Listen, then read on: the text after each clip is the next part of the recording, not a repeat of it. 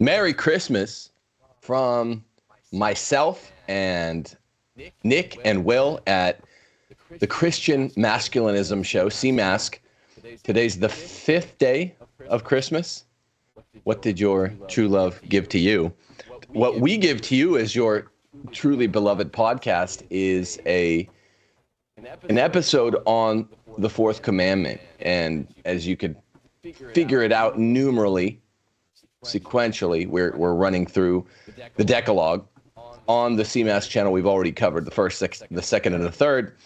I asked the boys here to cover the fourth commandment because I feel like a lot to say on it. And you know, there have been times when Will and Nick have had more to say on some topics than me. That's the beauty of doing a 3 or 4 man podcast. Anyway, Merry Christmas, Will and Nick. How are you guys? Merry Christmas, Tim. I'm doing very well. Jolly. You look jolly. I'm looking at you and I thought he looks so jolly. You look jolly right now. From the pink chiffonier or whatever that is in the background, Nick, to the netting on the bed, you just look like a princess. Yeah, I really. When I tried to explain this last time, I wasn't recording audio. So I hope nobody thinks this is my bedroom. This is not, in fact, my bedroom. This is my grandparents' guest bedroom, hence the wicker giraffe and, I don't know, like AIDS mosquito sheet or something. Malaria. It's malaria net. Sorry. And that really is his bedroom. I've been to his house, dude. And that's it. You're not at your grandparents in the Midwest. The Midwestern grandparents, come on. That's a cliche. No, sorry, because Nick's grandparents really do live in the Midwest, and I just insulted everyone who lives there. If they're, I didn't mean it that way, Nana and Data or whatever. Have you guys noticed? This is part of the Fourth Commandment show. American, and Will, tell me if this is a thing. I might have brought this up on a show before. American grandmas and grandpas don't want to be called grandma and grandpa. They all want to be called grandma and grandpa in Swahili or some shit. They all want it to be like, hey, Ndugu or whatever. And you're like, why are you called that? They're like, this is grandma in Swahili. And what they're really doing is lying. They just don't want to, in their native tongue, be called like old person. And we're going to talk about that some today. Is that a thing in England where they're trying to avoid being called what they are, oldie? Yeah, there's a few reels and things on social media making jokes about that on Instagram. The boomer grandma who doesn't really want to accept being a grandma and has to sugarcoat it in some other way by coming up with fancy names, and also often shirking the duties that go along with being a grandparent too. Well, we're gonna get to that today, and this is a show upon which, with a topic about which, there may be legitimate disagreement, because I think this is a very, very interpretive command. Not in its elements. That would be modernism. The fourth command, thou shalt honor thy father and thy mother. And there's other what we call in the law dicta after that, but it's almost always cut out. So honor your father and your mother. Okay, I want to cover this topic in 5 segments, and I want to start out and talk about, okay, what is honor? What is honor in the 3 relevant senses to our Lord? The Hebrew sense, the Roman sense, and the Greek sense. That sounds more interesting than it is. I just want to cover that. And then what does Thomas and then Ambrose make of these 3 senses? So that's just what is honor. Sounds more interesting than it is, but we're going to open with that. Secondly, the concept of honoring your ancestors. This is seems like it was a big deal for the Jews, meaning your ancestors. If you honor your father, well, he wants you to honor his father, and his father's father needs to be honored too, and then the father's father's father needs to be honored, and all of a sudden it's an M.C. Escher painting of, the hand drawing itself. I got to honor everybody? What the hell? So, like, ancestors get keyed in here, and it really ends up being something like, it ends up being a tangle. Well, what do I do? So anyway, that's section 2. What is honor? Section 1. what the hell do I do to honor my ancestors? Like come up with a totem spirit pole or something? Like what? Obviously not. I don't know. Like I've never met my great grandpa. Like maybe he was a swell guy. Maybe he ran around the locker room like whipping people with his towels. What do I know? So in the third case, in the third sense, I want to pick this up by saying, most objectively, by the elements, what have we ascertained in segment 1 and 2? That it does mean for a Catholic to honor the fourth commandment.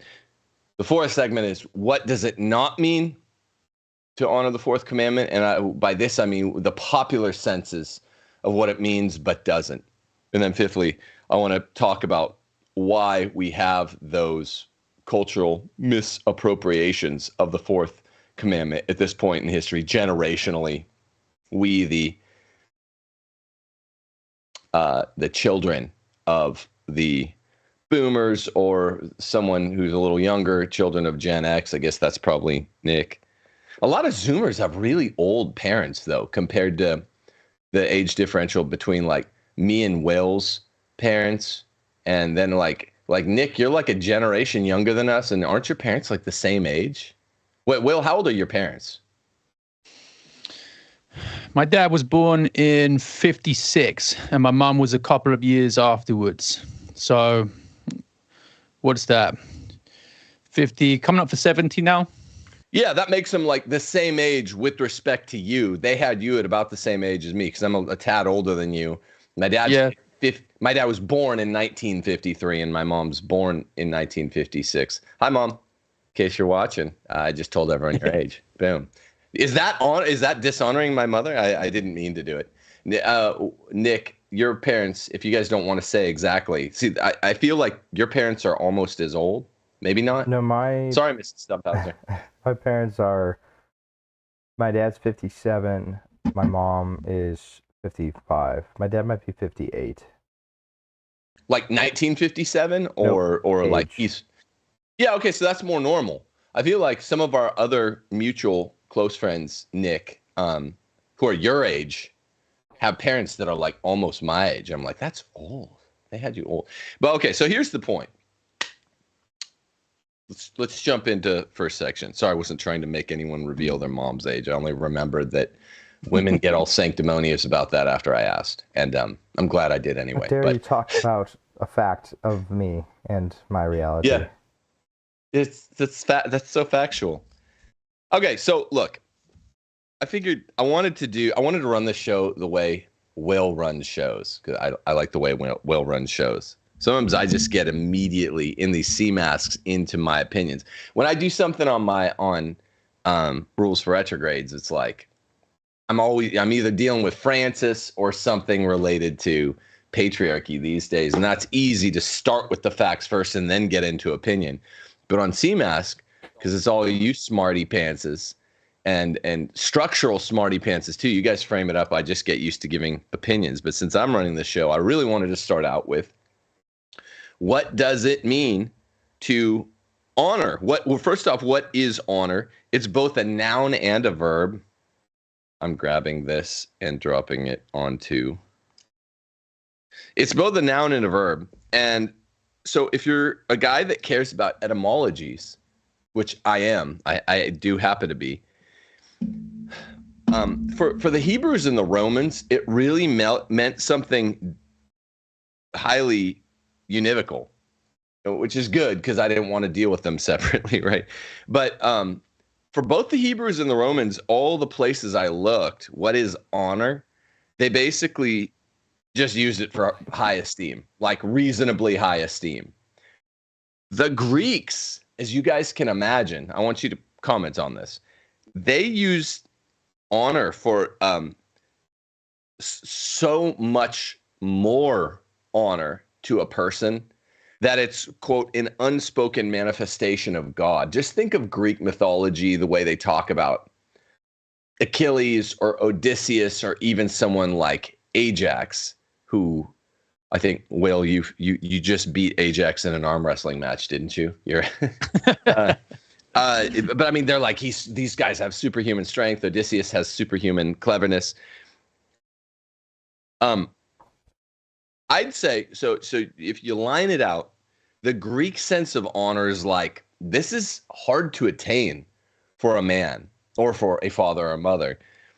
Um, Impossible almost because it's like superhuman everything. That really is what the Greeks were into. They honored that way. You read it in Homer, you read it in Hesiod, you read it even in Plato and Aristotle. And Aristotle's is the smartest guy ever. And even if he quotes Bias or some little known Greek philosopher, he's like, oh, this thing's a bias. We have to give him honor. We have to give him a lot of honor. The Hebrews and the Romans dress it down a little bit, but my first impression is this. I'm gonna foreshadow the end of this, and I want to get your guys' take. I want the last thing I want to do is break the fourth commandment, but particularly in our day, and we'll talk about that particular to our day problem at the end. It feels like a lot. It feels like this big abstract Maximus Decimus Meridius thing. Like you have to do some great, genuflect every time you hear your great-great-grandpa's name. It's like great-great-grandpa was in prison. And you're like, no, I'd still genuflect. And, especially your parents. Does it sometimes feel overwhelming, Will and then Nick, to just use this H word, at least as a noun? And once we start using the verb, it seems to be like, okay, something more specific, some more specific action is required of this. We can flesh it out a little bit more. It feels a little less hortatory. But doesn't the H word just start out, the Greek, Roman, Hebrew sense? Isn't it a little intimidating? Well, then, Nick. Yeah, for sure. And the problem's made worse because, on the one hand, we live in a culture where honor is downplayed. And your earlier comments about the connection between patriarchy, ancestors, and by extension, the whole nation as being like an extended family. Right. We're also seeing how we're being taught to even hate our own culture in many ways. Kids come out of school with that sense that the whole society, Western tradition, needs to be trashed and they should be disgusted by it.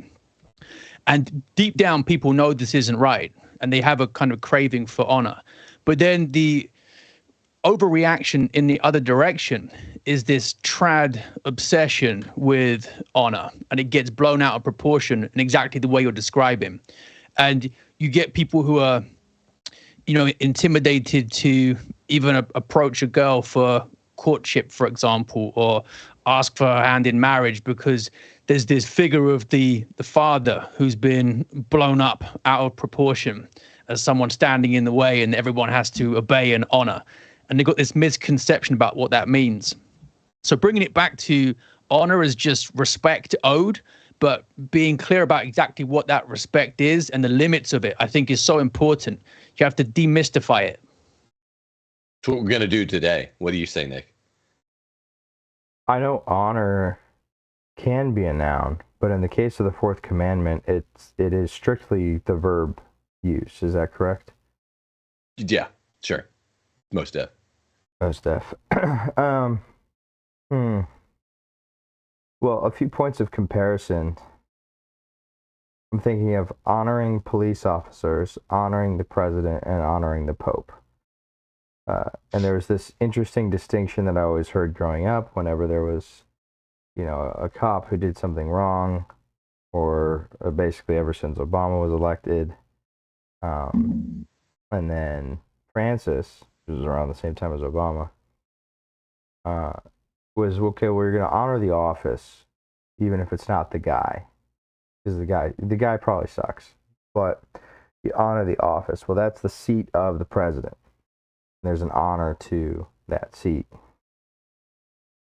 Like, okay, yeah, I kind of get that. I struggle with the implicit fealty aspect of things. Me too. And I think we kind of all do dispositionally. Like, okay, we'll earn it. And my only remediation to that is the thought that, in the sense of turn the other cheek, is for the person hitting you as much as it is for you, which is to say, if you turn the other cheek, if you show restraint instead of becoming inflamed, that person often has a change of heart. And so I'm wondering if, you hear a lot of like trad women, I say trad women now interchangeably with feminists, where they say, So true. where they're like, I'll honor my husband, but if he's like an abusive alcoholic, then I won't. And it's like, well, scripture is actually quite clear that it's through your honoring of your husband when he doesn't deserve it that you can change his heart. That's like might be the only way that you can. But yeah. severing ties or abandoning him guarantees failure.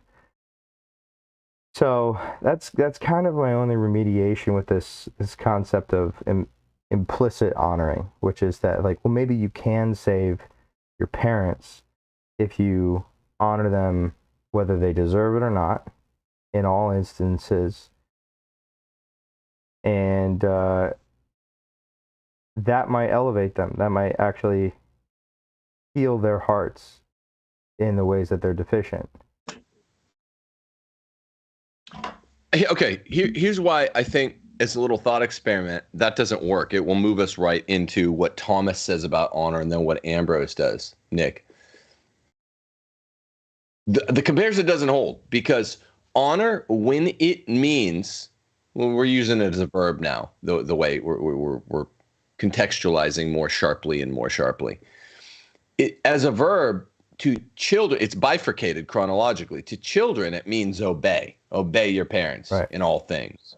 You please Jesus if you obey your parents, if you're a little boy or a little girl.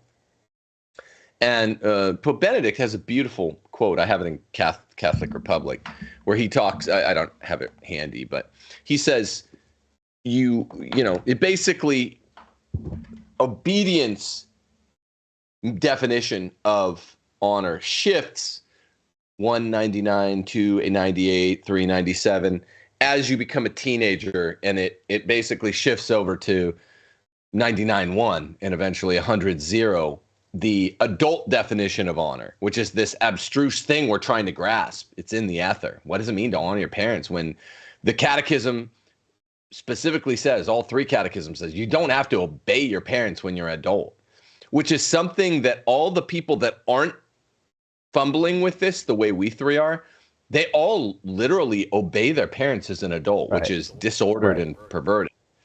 And it's the LARPing sense of honoring. The analogy breaks down because you have this simple linear definition for children and for wives. Wives just obey your husband. It's like, yeah, it's a kind of different manner of obedience, but it's the same quiddity. It means do what you're told. So wives have to honor their husbands by obeying. St. Paul makes this clear in 8 passages of the Bible, really specifically, gratifyingly specifically for. So what we're struggling with, and where the analogy breaks down, and that's where we're going to try to fill in the blanks some, is, okay, children, clearly, you got to do what your mom and your dad say. That's the way to honor them as per the 4th commandment. Wives, you have to obey your husbands. That's how you honor your father. It really extends to your husband once you get married, wives. Clear.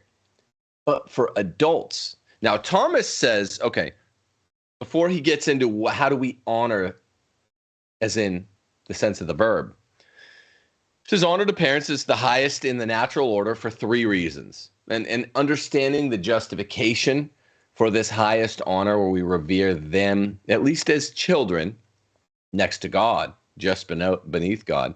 It's 3 justifications. 1, they participated with God in our creation. Thomas gets this from natural law. He also gets it from Aristotle. Aristotle says if they're the author of your existence, which is Aristotle's term for it, you bend the knee a little. So that's number 1. Number 2, they participated with God in providence, which is an interesting real distinction. There's not just a modal distinction. Your parents participated with God in the act of creation and with God in providence. It's a real distinction, not just a conceptual one. And thirdly, because they were our first teachers. Okay, so that's Thomas. So what he consistently points at, even though Thomas wants to bend the knee in the more ancient sense of Augustine and Jerome, and some those guys had retained more of the Judaic sense, the patristics like Augustine and Jerome. He wants to do that because Thomas always wants to honor St. Augustine. But in all the places I've looked, Thomas treats of the fourth command several places. I'm not quoting him, I'm just paraphrasing here today, aside from this specific trifurcation. It means we care for him in old age, right? And like that's basically what it always ends up getting reduced to, which sounds lenient, sounds minimalist. So the very liberal interpretation, people think, oh, it has to mean more than that. Well, if it doesn't mean obey him, it can mean, I think the Baltimore Catechism says, if you have a problem, ask for their advice, which is permissive, means you don't have to do it, okay? And if they give good advice, but if they give really bad advice, well, you're not going to do that just by the logistics of the situation. Ask for their advice. And according to Ambrose, who is a patristic, he says we ought to love God first, then mom and dad. So like, okay, now we've talked about what Thomas says. He gives a trifurcated justification for why we ought to take so seriously, the concept of honor before mom and dad.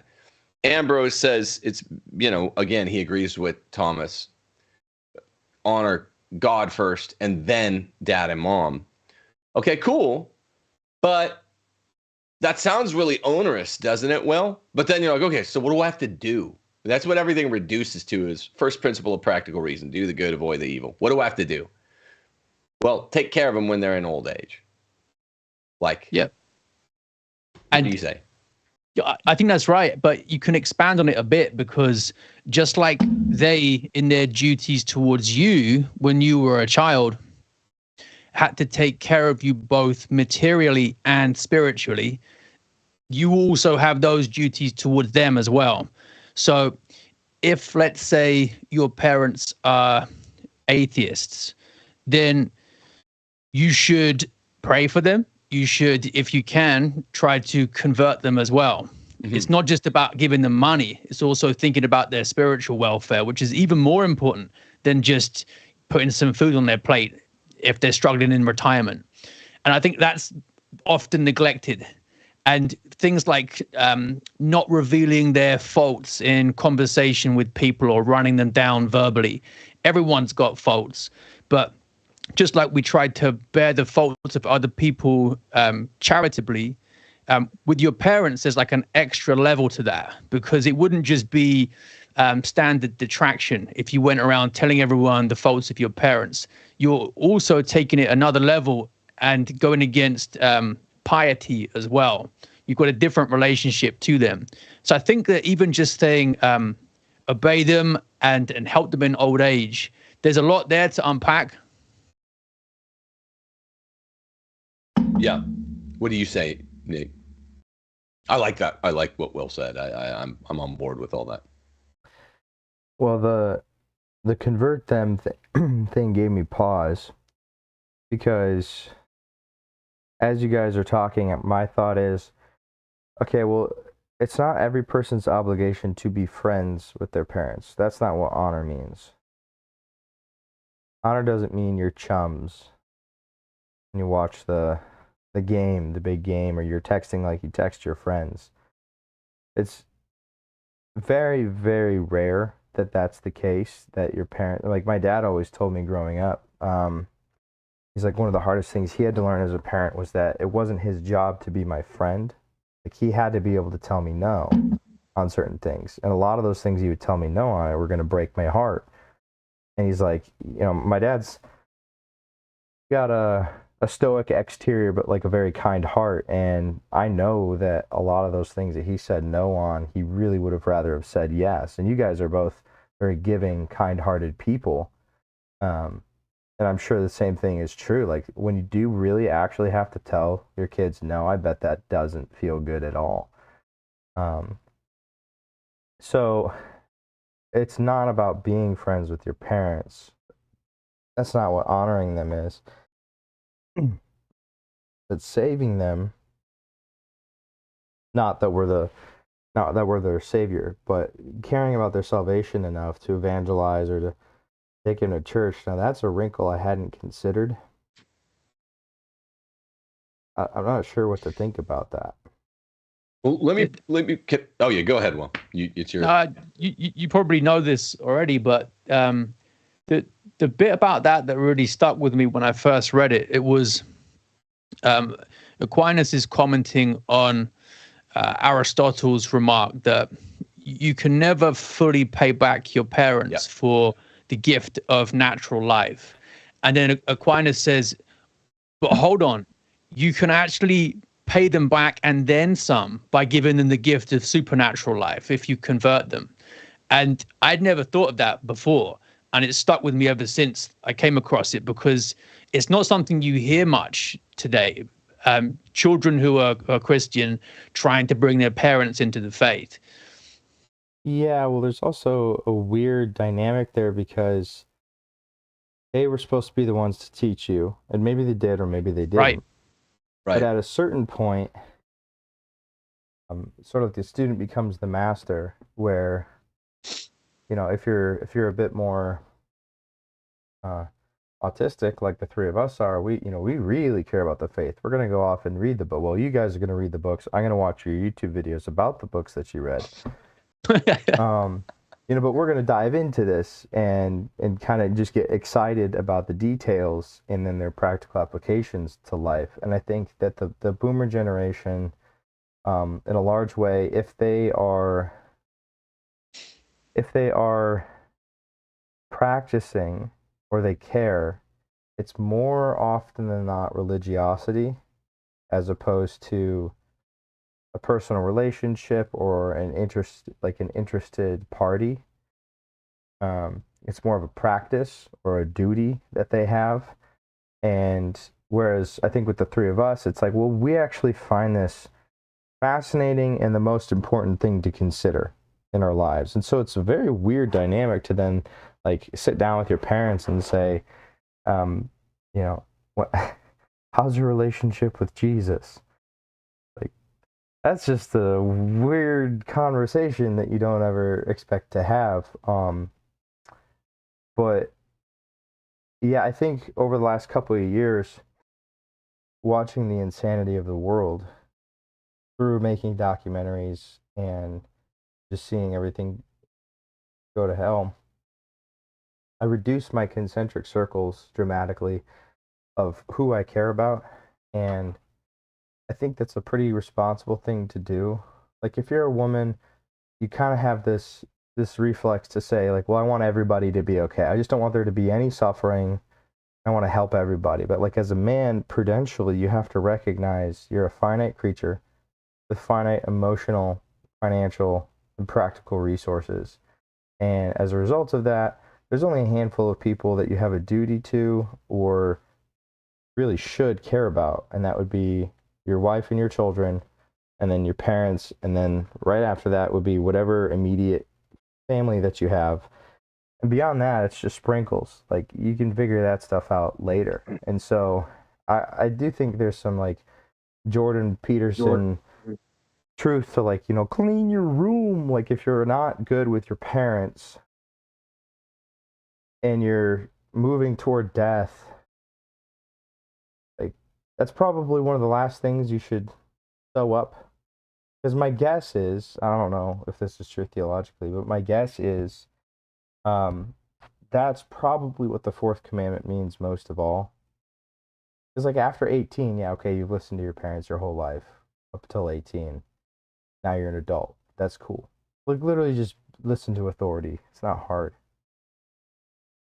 But if you're standing at the pearly gates, something I don't know that I've ever considered is that it's not just going to be your wife and your kids that God's going to ask you, like, did you do right by them, but your parents. I don't think I've ever thought about that. That's kind of crazy to think that God's going to ask me, like, Nick, your mom and dad, you spent all this time doing all these podcasts and researching all these books, but you didn't tell them about X, Y, and Z.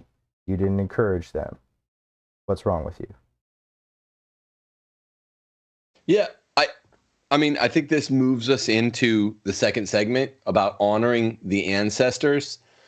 I have a few comments, and I do want to enlarge upon, as we move into the second segment, your initial hesitation, Nick, that Thomas also says with Aristotle that's more natural for a parent to care about his grown-up kid to a greater extent than the grown-up kid to care about his parent, because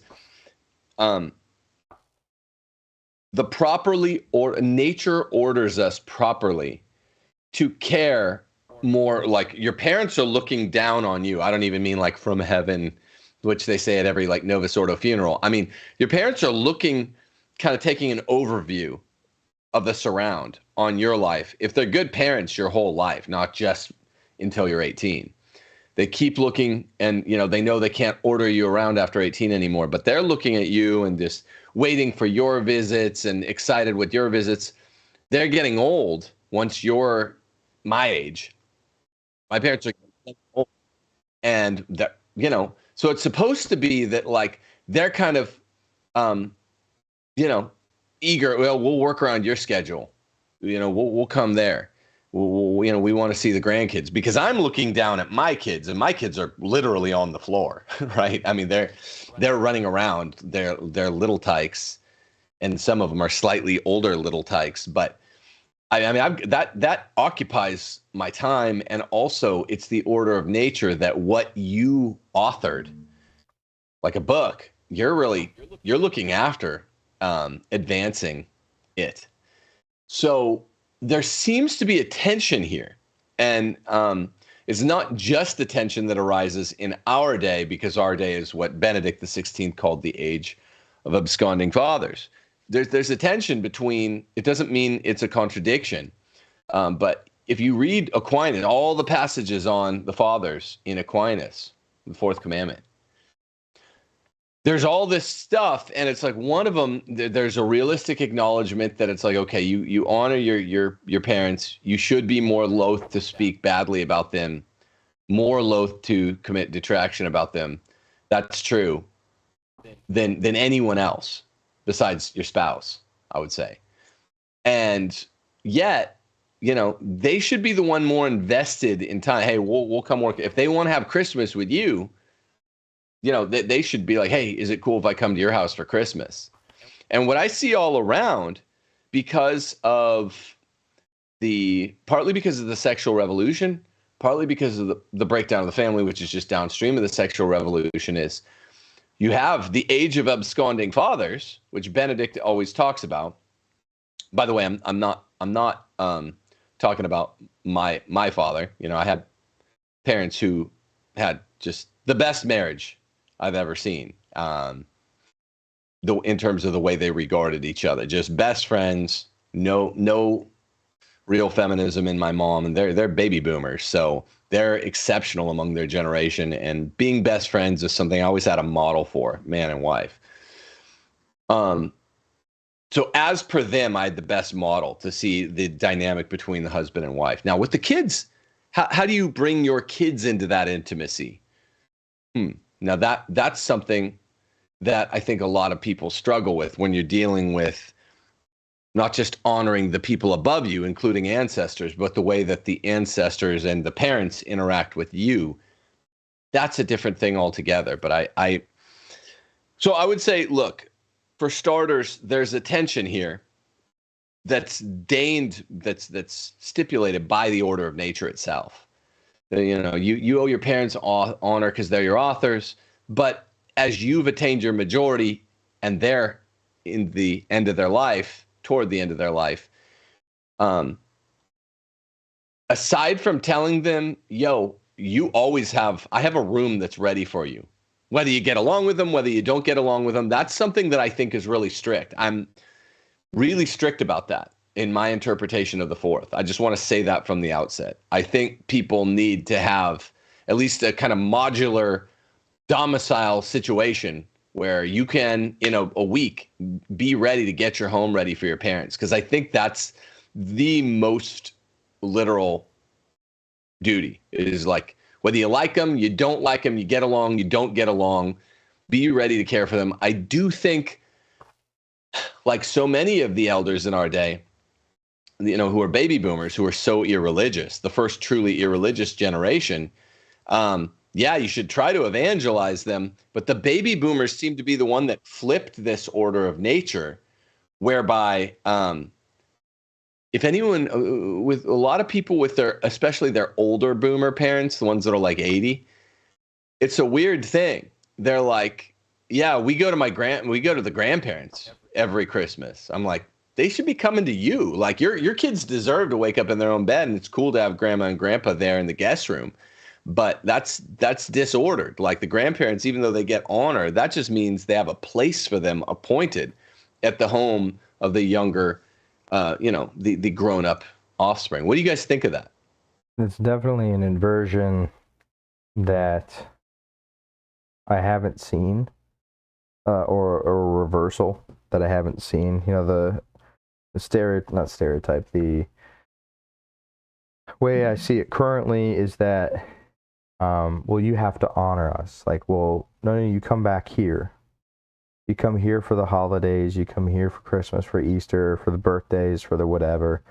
Because we're still the patriarchs and the matriarchs of this family. And I'm reminded of, from what you're saying, a line from Interstellar where Coop, Matthew McConaughey's character, is about to leave and try and go save the world for Murph, his daughter. And he's holding her, and he says, your mother said something that I didn't understand before she died, and that is, now we are to become ghosts of our children's future. It's basically to say that we're there, we've been there, but we're not the architects. And you have a presence, but it's about the kids now, right? Like, yeah, it's about Tim, it's about Will, it's about Nick. And when I start my family, I will have my focus on my children, just like you guys have your focus on your kids. That focus is disordered if it's going back up. It's supposed to be going down toward the kids. Down. Yeah. And so the parents should be helping to facilitate that.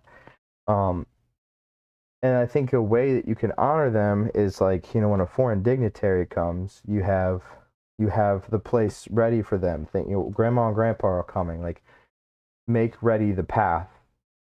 Give them a kiss. Ask them how they're doing. Like, yes, treat them with respect. But I think that was taken too far. And it was like, okay, well, keep treating us like parents. Like, right. Come home from college, use our washer and dryer. Eat our food out of the fridge, and this is what we're going to do, and all this stuff. And then just real quick on the subject of having a place for them, I think like the most egregious form of breaking the fourth commandment would be like putting your parents in a nursing home.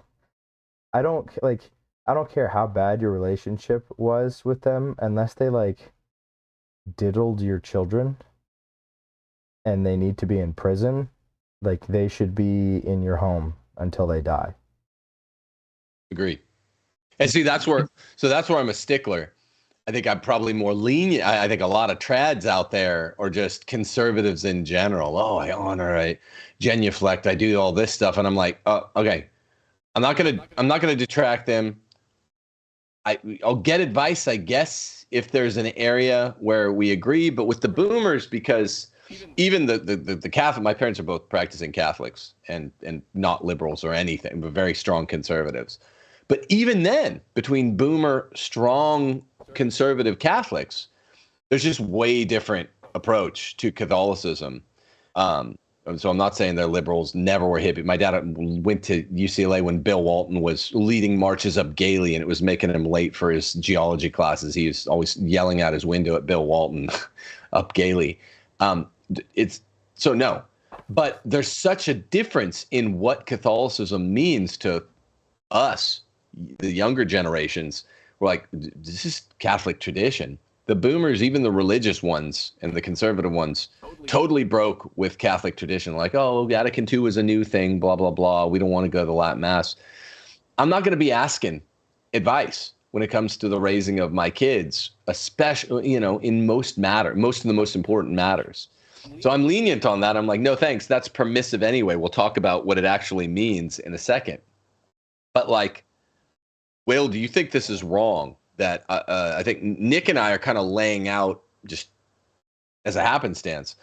Be more strict than most people our ages are about. You should basically never have your parents in a nursing home unless it's like hospice and they need to be hooked up to care.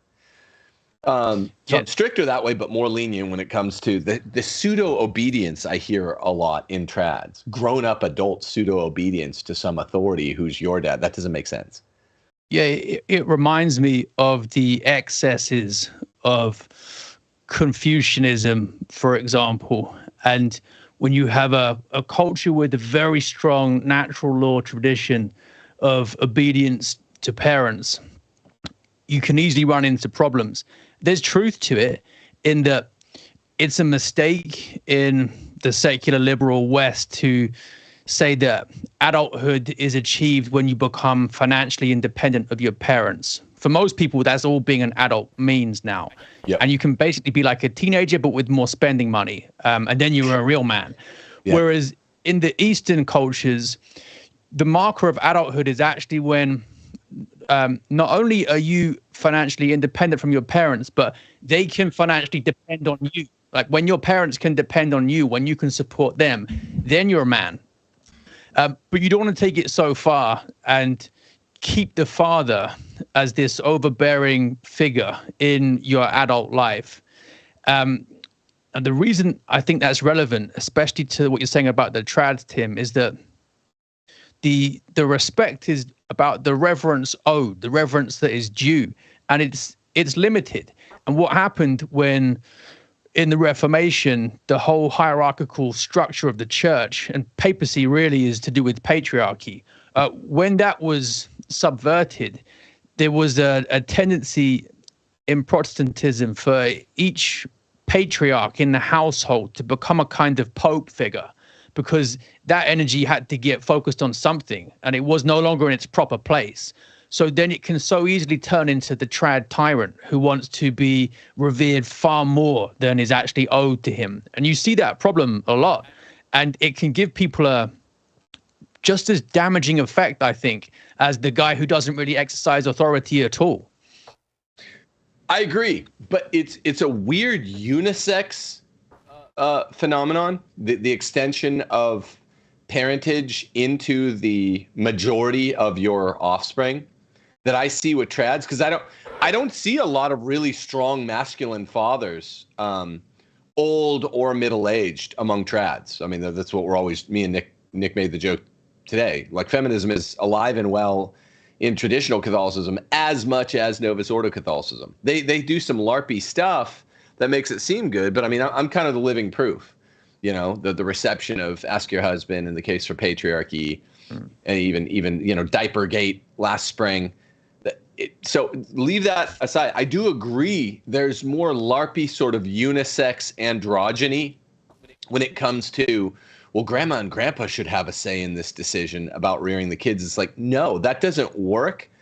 Meaning I like a line clearly drawn where it's like, okay, well, mom and dad raised me. My mom and dad raised me. They did a pretty good job, especially to get an A+ at giving me a model for the man being in charge of the home, but still being best friends, best friendship between unequals, between husband and wife. I feel like I have one of the best examples I've ever met of that. Thank you, mom and dad. But then in terms of best friendship between father and sons, that's a hard mark to meet for anyone, and that's a different matter. So how does it get extended conceptually into being best friends with your sons, even though you're unequals? This is how Aristotle describes all this. How does it extend into the lived out adulthood of your offspring? I would say that's really what we're seeking to do today. Now, I just want to really quickly go through in the second section, the LARP. When something is lost to history, documentarily, it tends to get romanticized. There's a book by this liberal historian of the family called The Way We Never Were. And he makes the argument that in the late 40s, after World War II, myths about family and parentage were generated by the right, and they simply never existed in human history. It's a huge liberal book filled with a lot of lies, but that itself is not a lie, the phenomenon. When an institution is sullied to the point that it's basically foobar, mythology springs up about it. And I do feel like this is the phenomenon that we're describing here, even amongst trad Catholics. And it involves a whole litany of misappropriations and exaggerations. I think that's what we're really dealing with, even though there's a bunch of falsity in that book, The Way We Never Were, as well. And it really becomes evident when it comes to ancestors. Like, I was on a trad site last night researching this, and it was like, you know, honor family traditions, past ancestors, use them as role models. Like, you know, I mean, I have, look, there's stuff, I think nomen est omen. Like, you know, I'm proud of my last name, what it means in Scottish. I'm Scottish on my dad's side, Italian on my mom's. It means a great, strong fort. I'm like, I like that. And I try to live up to that name. I'm not making a joke the way people are maybe expecting me to there. So there's a kind of ancestral name where people at some point, the surname was owed, was lent based on some sort of merit or real world deed. Also, this trad site said that honoring your ancestors means you can take a corrective or counterbalancing traits to hold defects from one side in check. I also like that. I don't find that LARPy at all, meaning there's on the distaff side of the family, that's a great word, people, that means matriarchal side. The distaff side of the family, the patriarch side of the family, you have two bloodlines. It's cool to be like, well, you guys are naturally kind of low tempered, Mediterranean tempered. We kind of run hot. You know, we kind of sleepy, phlegmatic, sort of choleric on this side. So let's try to balance. Let's try to be more like you or me in this situation as the circumstances require.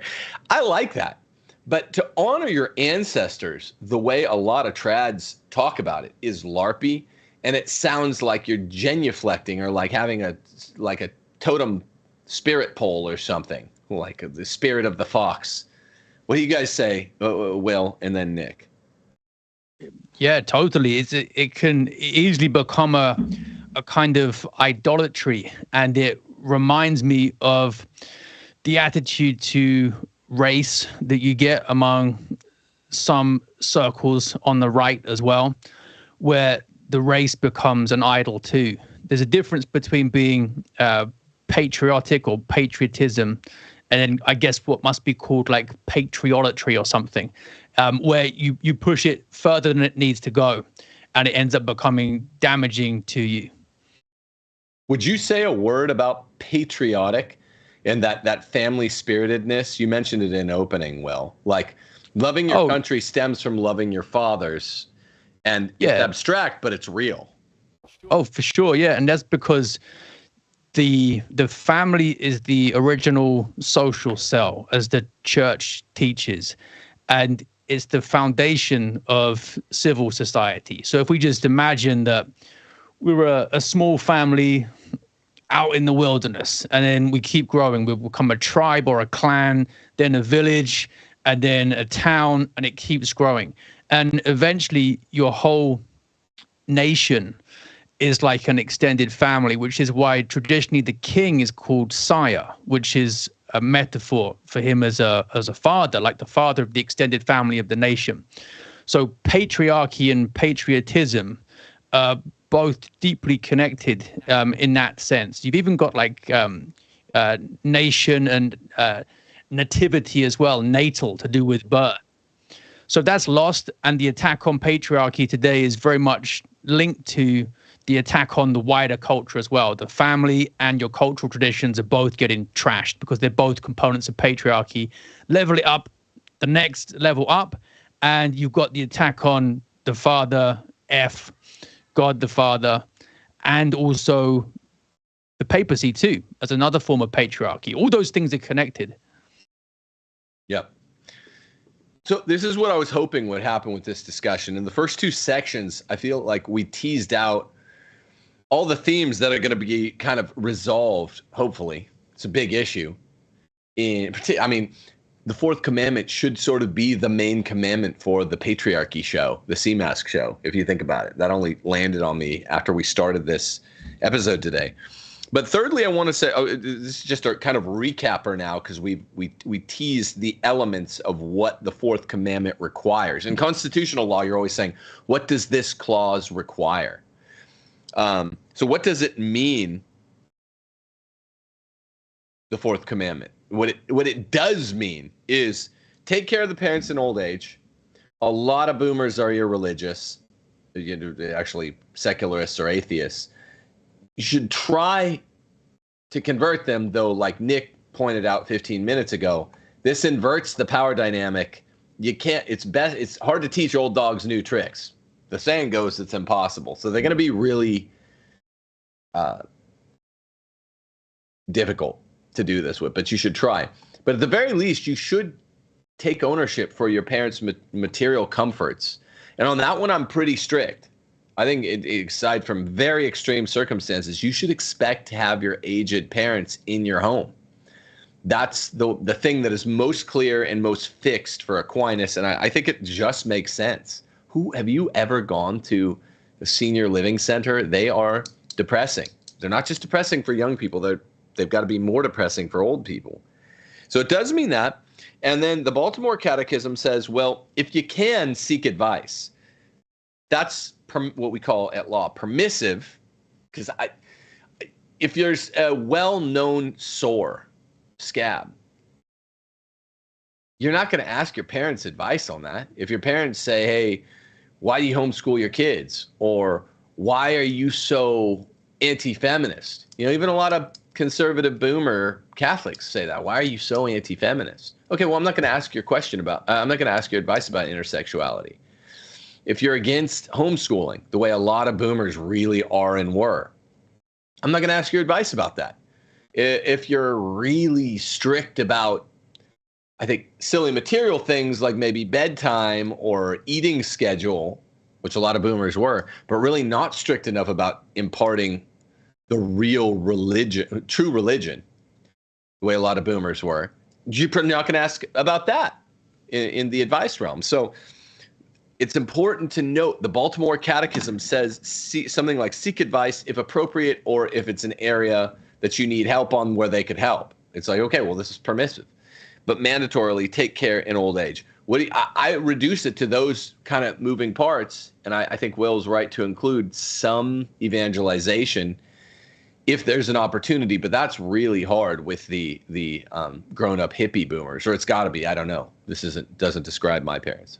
What do you say, Nick, and then Will? Yeah, I think that's a good summary.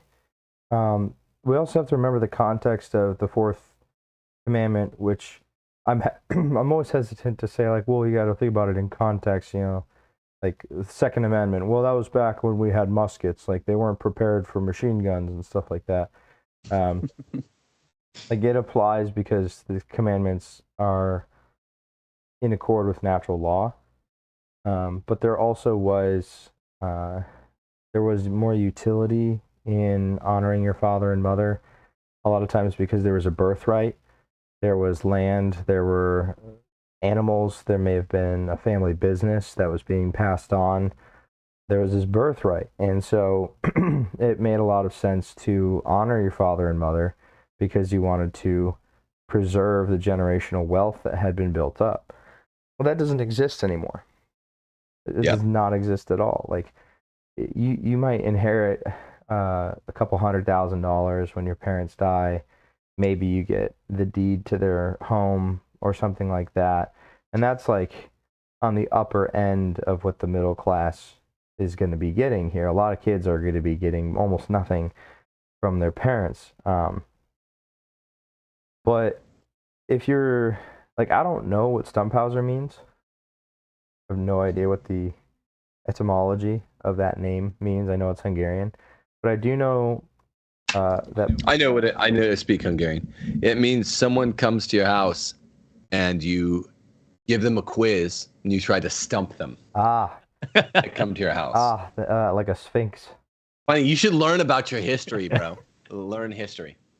But I do know that like my dad is an entrepreneur. My dad doesn't, or my grandfather is an entrepreneur, and his grandfather was the first Stumphauser in the United States. And if you just look at the male Stumphausers going back, there's like, I'm very much, oh, okay, I do know what it means to be a Stumphauser. So like there is that like ancestral resonance that I do understand. And I want to honor that. I want to be a Stumphauser because I think it's good to be a Stumphauser. And I've seen what that means, and that's cool. And I want to raise my son to have the values that I've observed in the patriarchal line of Stumphausers. Yeah, that's a good non-LARPy appropriation of, I think, what this website said. You know, family traditions that are good. You don't have to do everything bad because, you know, everyone knows their family's weakness. Past ancestors as role models, if they're good, not if they are like the town jailbird or like Pap Finn or something like that, town drunkard who ends up committing murder. And that's implied by the third thing, where it's like you can pick both bloodlines and use the stronger one circumstantially as the corrective to to defects to hold them in check. I like that. Back on that second thing. So one more thing, Tim, is apropos of the fourth commandment. My sister and I are actually taking my parents out to lunch, and I'm going to have to go in about 15 minutes. So just letting you guys know. Did you set that up just in honor of the show we're doing today? Like, Mom and Dad, hey, I'm doing this podcast today about this, so I have to honor you. Get ready, I'm taking you to the Sizzler. Early bird special. But what you have to do is, if you're eating at lunchtime for grandparents or even parents, old people in general, if it's like 1 or 1:30, which is when we eat lunch around my house, that's dinner to the elder generations. And they eat breakfast the night before. Supper is dinner. And like, they're like, what do you want for supper? Oh, no, we're having that for dinner. Yeah, but they eat really early. That's the joke I'm making. Oh. They eat really early. Not just a supper is dinner Southern thing, but like, anyway. Well, Will, what do you say? I just laughing about the this talk about ancestors. I've got some colorful characters that my kids know about, but we don't say that they're really respectable. There's one guy was the last man to die in a duel in the UK. Yo, let's go. And then another one was a pirate who was executed in a gibbet. He was hung from a tree. So I've got a pirate. I've got guys who are in duels. I've got some who were very wealthy from their previous ancestors and blew it all. The guy who used to bet 20,000 on which raindrop would hit the windowsill first, which at the time was an astronomical amount of money. And he got expelled from, I think it was Oxford or Cambridge. And there's some guys that you wouldn't be proud of, but there's some who did great things too. So they know about the characters, they know about the history, but it's not the case that just because person X is your ancestor, then you have to bend the knee to them. You recognize the faults. So we've covered all of that. The other thing I wanted to add to the summary, Tim, was that the big thing I see today is the idea that if a parent says that you either have to marry someone or can't marry someone, then people think they need to be obeyed, but that's not the case. So if you want to live a single life, for example, if you may be feeling a calling to be a monk or a nun, and your parent says, no, I want you to be married, you don't listen to the parent. If the parent says, you don't have my permission to marry that person, you haven't got to listen to the parent. But that's one of the biggest misconceptions that I see in like the trad communities, where the Protestant, Catholic, whatever it is, that the guy who's in his late 20s or late 30s sometimes even really wants to marry the girl, and the dad says no, and the guy's like, oh well, I guess that's Darn. it, no marriage. Yeah. I have a question. Darn. What's the all right, so where's the threshold? Let's say an adult is 50, 60-year-old, has been somewhat estranged from their parents, but they want to do the honor the father and mother thing, so they have a guest house built, they have money set aside to take care of them, and they've really spent like a few years courting this opportunity and saying, listen, I want to take you in, I don't want you to go to a home. And the whole time, it's just the parents are saying, no, F off, I don't want anything to do with you. At what point does it no longer become your responsibility to pursue as the child? It's strictly availability. Not to sound like Machiavelli here, but it all boils down to availability. You just say, you have a spot, welcome. I will make room in my home for you, should you need. I mean, that's the nature of material provision and need. It's just, hey, you have a spot. It doesn't mean you force that you like chain them to a radiator in your home. Is that the same, do you think, with respect that's to... for your wife, right, guys? That's your wife's spot. That's what they say about us, right? That's what a lot of feminist trads are out there saying. Sorry, Nick, go ahead. I interrupted to make that funny. Ha ha. It was worth it. Would you say the same thing is true? Shut up, I have a joke. For the spiritual aspects of this? So like, yeah, your door's always open, but should you be pursuing your parents spiritually, or if they keep slamming the door in your face, do you just resort to, okay, I'll pray for you privately? Yeah, what else can you do? It's like you can't spirit them away in the night from the old folks' home or the, Fort Lauderdale, or that's not too far from you, right, Nick? Where do that's where old New York Jews go, is Fort Lauderdale, I'm told. I'm not an East Coaster. Old New York Jews go to Florida. Fort Lauderdale, Florida, right? All of Florida, everywhere in Florida. The whole state. We're a penal colony for rich New York Jews. Yeah. Yeah, in California, they go to like Joshua Tree because of the dry climb, or, it's just like that desert place in car commercials. And it has a lot of golf centers, golfing zones, whatever they're called, golf courses. Not a golfer. Golfing center. Sounds like putt. And they also go to the dry climbs of, in some places, they're hippies. They go to Sedona, Arizona. A lot of them go to South Nevada. That's where Steph's dad lives. So the point is, they seek dry climes for their aged limbs and joints and bones. And no, you don't have to follow them there. But what's really important is this is the fourth segment, what it does not mean to honor the fourth commandment. And it's very simple. You don't have to obey if you're an adult. And the most frequently this comes up, this moves us right into the fifth segment, is what Will said. Seek advice of your parents. If your dad's a great mechanic, ask his advice rather than taking it to the mechanic. He'll save you money anyway. If you're really butting heads on religious values, the way something happened generationally is not a left-right issue. How should we practice Catholicism? Boomers just really bought into Vatican II, even if they're good Catholics. And we say that can preclude you from, if you buy in too hard, from some ways of being a good Catholic. And so I'm not going to ask your advice there. I'm not going to send my kids to the parish schools. I don't want to do any of that. I don't believe in this whole spirit of Vatican II project. That's been unfurling like a car crash over the last 60 years. So I'm not going to ask advice there. And same thing that Will just said to the trads. Once you're an adult and you decide to marry one adult woman, all that's the form of the promise given is 2 consents, not 3.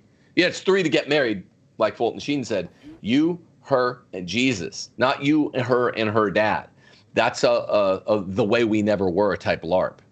And so it does not mean obey if you're an adult. And what Steph comes across most is because of the kind of wicked generation or generations. This is the last segment. We just had Steph's Ask Your Husband book club last night. I just sit by and listen. All the women just want to FAQ, Steph. FAQ. The biggest F in those AQs, far and away, are my mom. The ladies are asking Steph this. Look, I'm a married lady. Steph, you're a married lady. How about this? My mom or my husband's mom are overbearing and basically want to run my household. Every question, save 1 or 2, is this in some iteration. And Steph's like, this is not the 4th commandment. The duty to honor through obedience dies on the vine. And Steph tells the ladies, and they're all very receptive in this group, that now that obedience transfers to your husband as literally as fully. Yeah. And they're all like, yes, that's true. It doesn't survive parentally. Certainly not with the mother anyway. You know, and this is what was going on. All the moms want to run their daughter's family or their daughter-in-law's family and be the grandma who rules with the iron fist. And this is the problem. Even right-wing boomers, left-wing boomers, they all had varying amounts of feminism, egalitarianism, contraceptionism, such that you'll get basically anti-advice from a lot of even right-wing Catholic boomers saying, you don't have kids, you know, even if you get married young. The leftists won't say that. They say don't get married, but they'll say don't get married young, but just travel, don't have kids for 10 years. Okay, that involves contraception. We're not going to do that. Or, you know, the dad, even trad dads will say this. You guys know because we run Return. They'll say this to young men that are marrying their daughters, who they think they're conferring a real permission upon. Just make sure her dreams come true. Look, I'm not talking to you about this, bro. Like, sorry. You know. Whatever you do to her, I'll do to you. Yeah, you're like, whoa. That's right. Do you understand marriage? They'll literally say, like, make sure she finishes school. You better not let her drop out of college. I paid into that undergrad degree. This ain't your call anymore. And no, I've heard trad dads that are like, if she drops out, if they marry halfway through college, if she drops out, you're going to pay me back. Yeah, go enforce that. That's not legally enforceable. Or, yeah, you better let her work at her job. She went to nursing school. Let her nurse for at least 5 years. Oh, she's going to be nursing my children, right? And she will not be nursing other people's children, whatever nurses do. I'm under the understanding that they all nurse other people's children when they go in the white suits. But so that you do not owe. And because of the kind of generational break, just almost all boomers imbibed some dimension of egalitarianism, feminism, birth control. I'm not going to, I tell young men, you do not need to ask a future father-in-law's permission to marry his daughter. Most of them will condition something on it, even if they don't condition it with some of that bad egalitarianism. You don't have to do it, right? And Will, you're the one that brought this up, but what do you say about this? Yeah, it's polite to, you can, but if he says no, it doesn't matter. You can just ignore him. And the same thing happens with people who are saying, well, I was raised Protestant, but I really want to convert to Catholicism, but my dad says I can't. Well, ignore him. Yeah. Yeah. But I mean, I observe the principle of parsimony, which goes like, in this context, don't ask a question like specifically a permission question if you're not going to honor it. Like, do you go over to your neighbor's house and be like, they're like, well, you need to borrow a cup of sugar? You're like, no, I have my own sugar. I have all the ingredients for this pumpkin pie. I just wanted to ask your permission to make my own pumpkin pie ingredients into pumpkin pie. They'd be like, get the hell off my porch. What do you do? Are you insane? That's how I look at guys that ask the permission from a future father-in-law. It's not insane because it's a leitmotif. It's a tradition. But I'm like, just like your neighbor, if they said, okay, fine, no, you're not allowed to make pumpkin pie. you'd be like, okay, I'm going to go do it anyway. They'd be like, well, why'd you ask me? Right? So that's the thing about asking the permission of the father. He's like, no. I'm like, okay, peace. See you at the wedding if you want to come. You know, you're going to lose your chance to know your grandchildren. That's on you. Most people want to know their grandchildren. It was never a may I do this. Traditionally, it's more I'm out of courtesy, I'm letting you know that this is what's going to happen and giving you the chance to just have a discussion about it. And the whole what you say, either yes or no, is going to determine whether we do it. I don't think that was ever really the case. Yeah, I think it probably came into being somewhat because of a dowry, which is like, hey, you're about to be thrust into a business transaction with me. Yeah, I think that mixed with the way we never were vanishing mythology phenomenon accounts for a lot of it. I think in America, Will, most trads think you're literally asking. And because both Nick and I know, and I think you too, Will, know some guys that got told no, and they're like, hangdog expression, the future father-in-law, the girl wants to marry him. The guy wants to marry the girl. The father-in-law says no. And the guy's like, puts his hands in his pocket, hangdog expression, and he's kicking rocks and walking away with his like tail between his legs. And it's like, dude, just go do it anyway. And he's like, but then why did I ask? I'm like, exactly. Yeah. So I say, yes, you want to be respectful. Tell what I think is, if you want, this is prudential, but tell the father-in-law first. Make him the first person to tell, but don't take him out for a beer together. That's so dumb. Or like whiskey and cigars. Whiskey and cigars is so played out, if you ask me. Tell him with your future bride, with your betrothed. Be like, hey, can we take you to get a coffee? And he'd be like, well, this probably isn't the LARPy dorky, whiskey and cigars thing. If I have a maybe future son-in-law that's like, could I get a cigar and whiskey with you? I have something I want to talk to you. I'll be like, bro, yes, you don't need me for this. Also, cigars and whiskey are disgusting. Just tell me. You don't want to wake up just so Tim saying to put on your best tweed? What? Yeah, put on your best tweed. Pipe.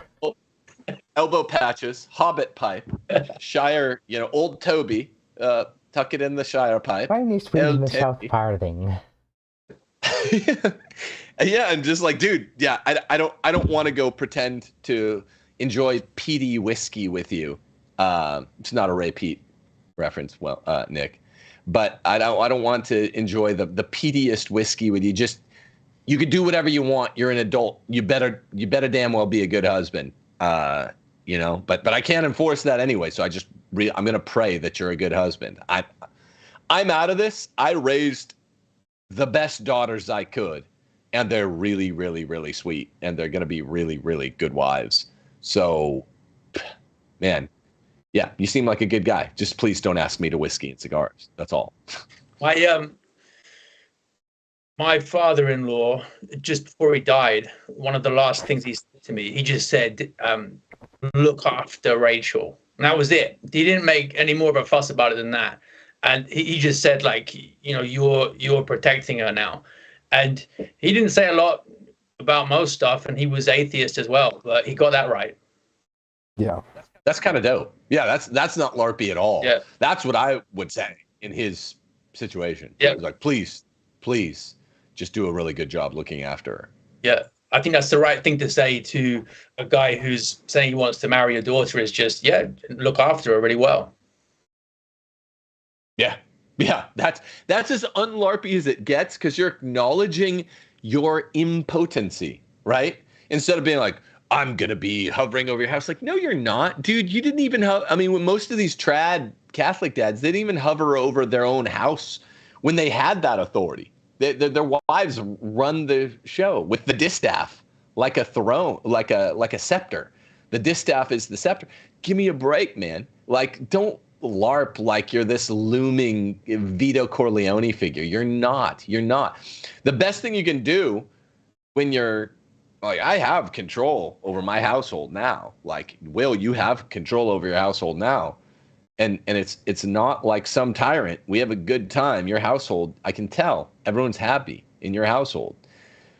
But where we are truly impotent is once our, well, not literally, but where we have not the power is once our daughters get married. And that's a little scary, but also we're both good judges of character, like, and so are my daughters, and I'm sure so are your daughters. Like, I've heard stories about your daughters from you. This, like, sounds like something I hope Maggie says in 3 or 4 years, and probably will. Like, yeah, I trust their judgment. They're gonna pick cool guys. I hope. I'll just be excited to have a cool young friendship between unequals. And by the way, that is a waspism, Nick. You said this earlier. Aristotle, who I listen to almost inherently, says, no, a father should be very, very close friends with his son. It's a friendship of unequals, but he can be friends there. And the wasp started saying, I'm not your friend. It's like, well, you should be, Dad. Yeah. But your dad didn't mean it that way. He didn't mean it that way. No, for sure. He was saying he was not obligated to make me happy with everything he said. Yep, right. That's what they mean, right. And that's always true. And with that, I must go honor my father and mother. So okay, well, I mean, I think we covered everything. I would like to just talk about you're gonna bounce out, Nick. Yeah. Well, do you want to close on the Pope versus President thing that Nick raised at the outset?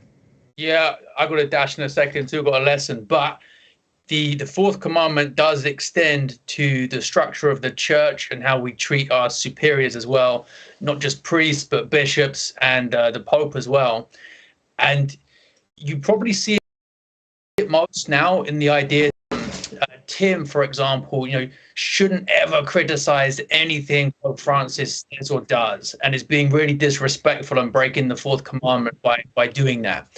That's not actually the case, because you're not disrespecting the office of papacy. You're still paying that due reverence. But you can acknowledge that when a pope isn't speaking infallibly, he's prone to error, and sometimes very seriously. And just like with a father, you only obey in all things except sin.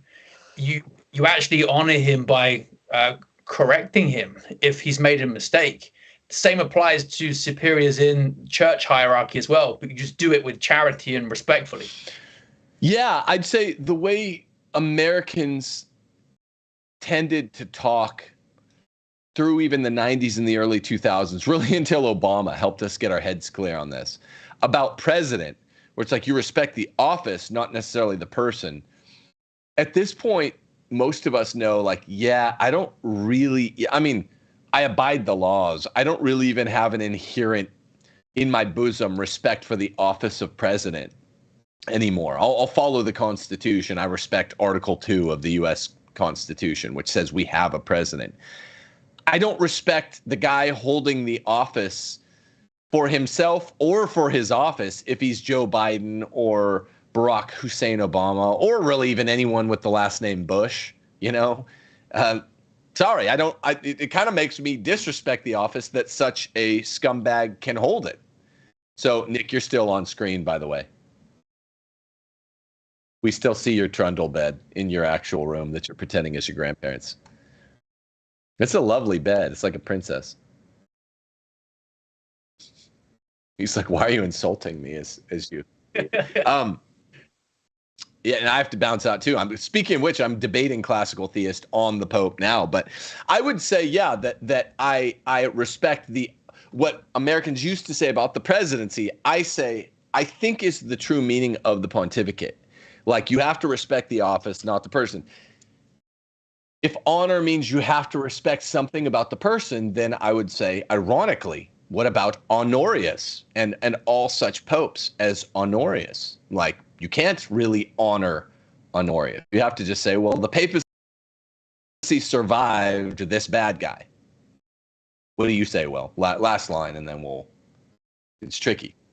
Yeah, exactly. And I actually think you could make a case that God allowed bad guys like that to show indefectibility and infallibility of the papacy. It can withstand even someone in office who makes big mistakes.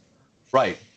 That's what I say too. That's exactly what I say too. So it means for Americans in the last let's say decade, because that's relevant to the pontificate too. The presidency went down a couple notches. It's like, I don't really respect the office or the person that holds it in almost any case. The pontificate, we have to work out, I think, at a Vatican III, somewhere between Pastor Eternus and Vatican I. Popes can be wrong, except when they speak ex cathedra. I'm fine with that. But then Vatican II dialed that way up with Lumen Gentium paragraph 25. They're basically, we have to treat them like they're not wrong, even when they clearly are. Religious submission of mind. I don't even know how to do that epistemically. I don't have the phantasms to honor in my intellect. You know, if a pope says 2 and 2 is 5, I can't do that. My phantasms don't even work that way. Neither do yours. No one's do. So somewhere between Vatican I and Vatican II is our problem with honoring Papa, the Pope. Particularly when you have such a bad one as Francis. But I do, like you said, I'd say it's the rule-proving exception.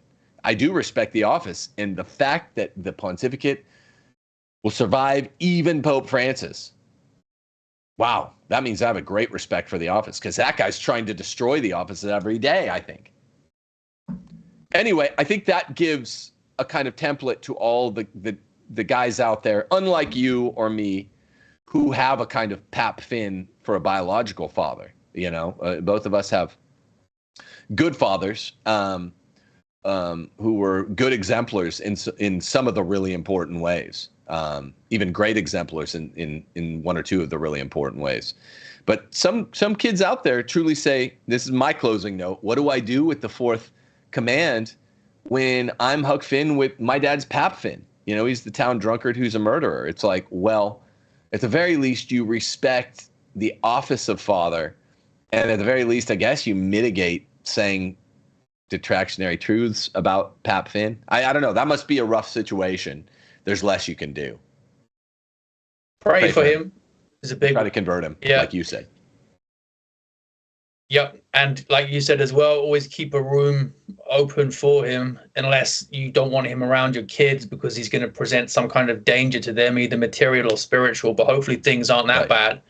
And remember that there's something honorable in every human being, because everyone has gifts from God and good things about them. You got to learn to find that. That's excellent, Will. Thank you so much, man. I'm talking like it's my show and you're a guest. I mean, great commentary today. Seriously. Oh, you did a great job hosting it. It's been a good one. I hope people enjoy it. I think it's really topical for Christmas because it's a season that brings families together and a lot of these problems to the surface. Yeah. There's a great quote from Frasier, my all-time favorite sitcom, where Daphne Moon is like, how come it's so easy to love our families but so hard to like them? People are feeling that. Not everyone. Some people are having great board game discussions and stuff. But a lot of families are like, man, fourth commandment, I just spent a week and a half with my family of origin, and it's difficult. Well, that's part of nature. It's part of the way the generations clash. And there's some big clashes between boomers / Gen X and millennials and Zoomers. And as long as you're trying to work through it with the Christian example in mind of the fourth commandment, we do have to do some stuff. We don't have to do other stuff. Hopefully we gave you guys a Christmastide, it's the 5th day of Christmas now, guidance. Yeah. Thanks for structuring the show so well, Tim. Thanks. I can tell you put a lot of effort into it. It worked really well. Cool. All right. Well, God bless you, man. God bless your excellent family. And I'll see you next Friday. You too, guys. Bye. Peace.